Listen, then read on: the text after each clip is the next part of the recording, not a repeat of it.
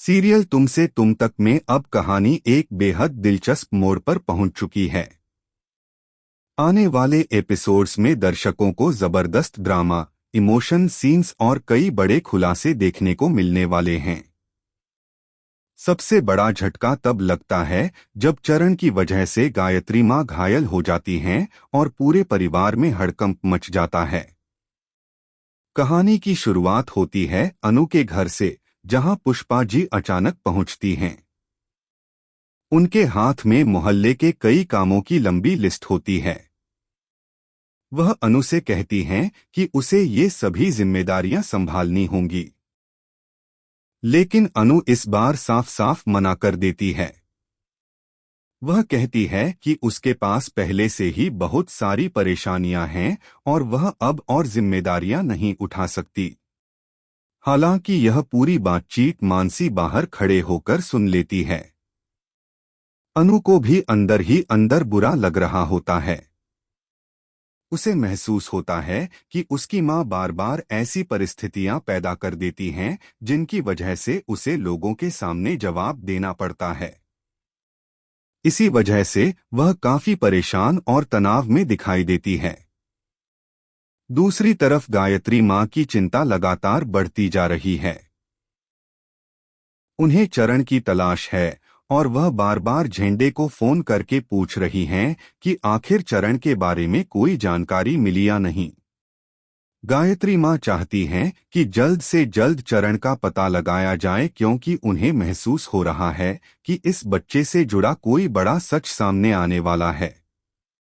उधर झेंडे भी चरण की तलाश में जुटा हुआ है।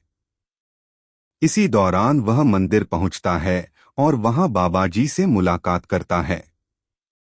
बाबा जी उसे बताते हैं कि कुछ समय पहले एक महिला वहां आई थी और वह उस बच्चे को अपने साथ लेकर चली गई थी। यह सुनकर झेंडे हैरान रह जाता है और उस महिला के बारे में पूछता है। तब बाबा जी बताते हैं कि वह कोई साधारण महिला नहीं थी, बल्कि सिद्धि माता थीं।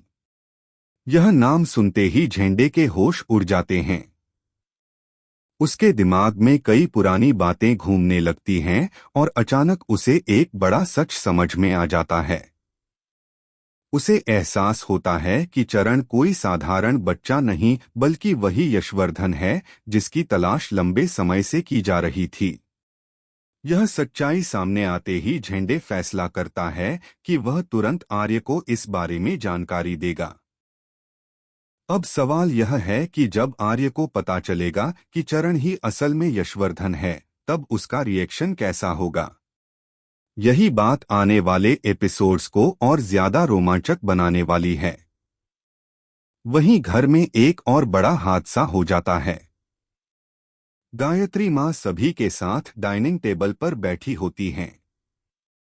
उसी समय मानसी के हाथ में एक चाकू होता है।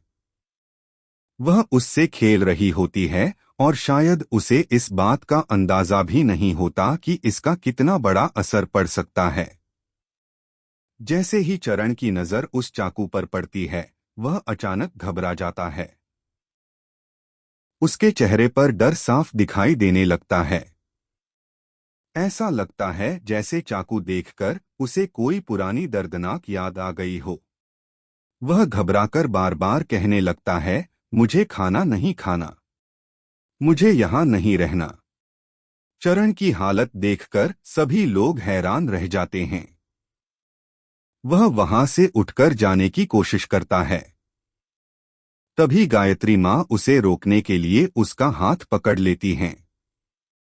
लेकिन इसी दौरान उनका संतुलन बिगड़ जाता है और वह कुर्सी से नीचे गिर जाती हैं। गिरने की वजह से उनके सिर पर गंभीर चोट लग जाती है और वह बेहोश हो जाती हैं। पूरे घर में अफरा-तफरी मच जाती है। सभी लोग घबरा जाते हैं और तुरंत डॉक्टर को बुलाया जाता है। डॉक्टर आकर गायत्री मां का इलाज शुरू करते हैं। कुछ समय बाद जब गायत्री मां को होश